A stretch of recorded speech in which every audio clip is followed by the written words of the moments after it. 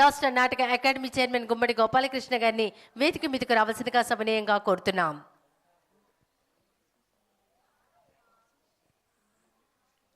సింగనమల వాసు గారిని వేదిక మీదకు రావాల్సిందిగా ఇదే మా హృదయపూర్వక ఆహ్వానం. అమ్మల కన్నయ్యమ్మ, ముగ్గురమ్మల మూలపుటమ్మ ఆ కనకదుర్గమ్మ ఈరోజు మహాలక్ష్మి అవతారంలో దర్శనమిస్తూ ఉన్నారు.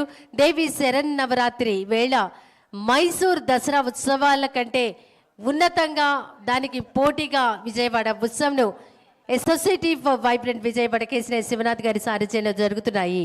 ముందుగా ఈనాటి కార్యక్రమంలో రాష్ట్ర సృజనాత్మకత సంస్కృతి సమితి చైర్పర్సన్ శ్రీమతి తేజస్వి పొడపాటి గారిని మాట్లాడవలసిందిగా కోరుతున్నాం.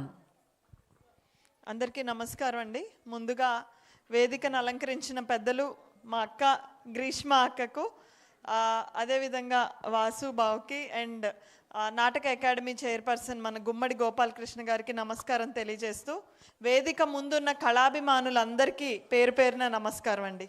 ఇలాంటి ఒక వైభవం జరుగుతుంది అని మనం ఊహ కూడా తెచ్చుకోలేని పరిస్థితి మనకి రాష్ట్ర గత 5 ఏళ్లలో ఉంది. కానీ మన రాష్ట్రంలో ఉన్న ప్రతి కళను బ్రతికించాలి, మన రాష్ట్రంలో ఉన్న ప్రతి కళాకారుడికి ఒక వేదికనివ్వాలి అన్న ఆలోచనతో మొదలైందే ఈ విజయవాడ ఉత్సవం.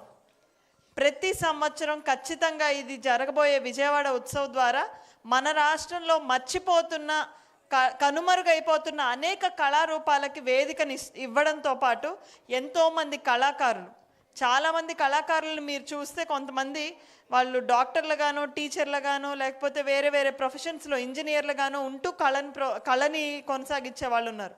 కళనే నమ్ముకొని కళే నా జీవితం, కళ ద్వారా వచ్చే డబ్బుతోనే నేను బ్రతుకుతాను అనుకున్న కళాకారులు కొన్ని లక్షల మంది మన రాష్ట్రంలో ఉన్నారు. మనకి ఇటువంటి ఉత్సవాలు, వేడుకలు, వేదికలు లేక వాళ్ళ కనీసం తిండికి కూడా కరువై వేరే వృత్తికి వెళ్ళలేక ఈ వృత్తిని కొనసాగించలేక ఉన్న వాళ్ళు కొన్ని లక్షల మంది ఉన్నారు. అలాంటి వాళ్ళందరికీ జీవనోపాధి, అదేవిధంగా వాళ్ళని కళను ప్రదర్శించడానికి ఒక వేదికనిచ్చిన విజయవాడ ఉత్సవానికి సాంస్కృతిక కమిషన్ తరపున మేమందరం ధన్యవాదాలు తెలియజేస్తున్నాం. అదేవిధంగా ఈరోజు ఎంతోమంది కళాకారులు వాళ్ళ జీవనోపాధి అన్నది పక్కన పెడితే అసలు సంస్కృతి, సంప్రదాయాలు, కళలు అంటే మన జీవన మూలాలు. ఇవి లేనిది మనం ఎవ్వరం బ్రతకలేమండి. కేవలం కంప్యూటర్ ముందుంటేనో, కేవలం మన వృత్తుల్లో నిమగ్నం అయితేనో అది జీవితం కాదు. కళని ఆస్వాదిస్తే అది అసలైన జీవితం, కళని ప్రదర్శిస్తే అది అసలైన జీవితం. ఈరోజు మీరు అందరూ ఇక్కడ కూర్చున్నారు. మనకి జీవితంలో ఎన్ని టెన్షన్లు ఉన్నా, ఎన్ని ఇబ్బందులున్నా, ఎన్ని బాధలున్నా అవన్నీ 3-4 గంటలు మీకు కనీసం గుర్తుకు కూడా రావు. అది కళకున్న గొప్పతనం, అది కళాకారులకున్న గొప్పతనం. కాబట్టి అటువంటి కళాకారులు మన రాష్ట్రంలో ఎంతోమంది ఉన్నారు. మనకి జానపద కళల దగ్గర నుంచి మొదలయ్యి ఈరోజు నాటకాలు కానివ్వండి, స్టోరీ టెల్లింగ్లో best type of story telling ఉన్నది ఆంధ్రప్రదేశ్లో. హరికథ, బుర్రకథ, తోలుబొమ్మలాట. ఈరోజు ఆ తోలుబొమ్మలాట చేసిన మీరు అయిపోయిందా? తోలుబొమ్మలాట మీరందరూ చూస్తే దాని వెనక ఒక పెద్ద టీం ఉండి ఆ బొమ్మలే మనతోటి వచ్చి మాట్లాడుతున్నంత అందంగా ఉంటుంది తోలుబొమ్మలాట. అది చూడడానికి మనం కొన్ని లక్షలు టికెట్ పెట్టిన ప్రదర్శించే వాళ్ళు ఈ రోజున లేరు. కానీ ఆ తోలుబొమ్మలాట కళాకారులను కూడా ఈరోజు విజయవాడ ఉత్సవం మీ వద్దకు తీసుకొచ్చింది. హరికథ కానివ్వండి, బుర్రకథ కానివ్వండి, తప్పెటగూళ్ళు కానివ్వండి, గరగలు కానివ్వండి, ఉరుములు, వీరనాట్యం, ఇలాంటి గొప్ప గొప్ప కళలన్నీ మీ కళ్ళ ముందుకు తీసుకొస్తుంది. కూచిపూడి వచ్చేసరికి పెద్ద పెద్ద గురువుల నుండి ఈరోజు ఆ కూచిపూడి ఇప్పుడిప్పుడే నేర్చుకుంటున్న చిన్న పిల్లల వరకు కూడా మీ ముందు ప్రదర్శనలు ఇస్తున్నారు. ఇప్పుడే మనం చూసాం అద్భుతమైన మనకి జానపద గేయాలు అద్భుతంగా పాడారండి. అవన్నీ కూడా మామూలుగా గొంతులోంచి వచ్చేవి కాదు, గుండెల్లోంచి వచ్చేవే జానపద గేయాలు. గుండెల్లోంచి వాళ్ళ మనసులో ఉన్న భావాన్ని ఎదుటి వారికి వ్యక్తీకరించాలి అని పాడేవే జానపద గేయాలు. అలాంటివన్నీ కూడా మనం వినగలుగుతున్నాం. కాబట్టి నేను మీ అందరినీ కోరేది ఒకటే, మనం ఏ మ్యూజిక్ కన్సర్ట్స్కో, సినిమాలకో, యూట్యూబ్లు చూసో వినోదాన్ని పొందాల్సిన అవసరం లేదండి.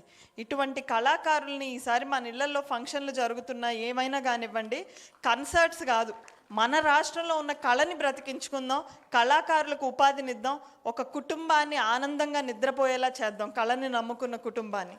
కాబట్టి మీ అందరినీ రిక్వెస్ట్ చేస్తూ ఈ వేదికని ఇచ్చిన కేసినేని శివనాథ్ గారికి, అభివృద్ధే తెలుసు చంద్రబాబు నాయుడు గారికి అన్న వాళ్ళందరికీ కూడా, చంద్రబాబు నాయుడు గారు అంటే కేవలం అభివృద్ధే కాదు, సంస్కృతి సాంప్రదాయాలు నిలబెట్టాలంటే చంద్రబాబు నాయుడు గారికి మరెవ్వరూ సాటి రారు అని పదే పదే నిరూపిస్తూ, తెలుగు భాషా దినోత్సవం కానివ్వండి, ఉగాది పురస్కారాలు కానివ్వండి, రేపు జరగబోతున్న గుర్రం జాషువా గారి జయంతి కానివ్వండి, ప్రతి వేదిక పైన కళాకారులను గుర్తించి వాళ్ళందరికీ అవార్డులు అందించిన ప్రభుత్వం తెలుగుదేశం ప్రభుత్వం, కూటమి ప్రభుత్వం, చంద్రబాబు నాయుడు గారు.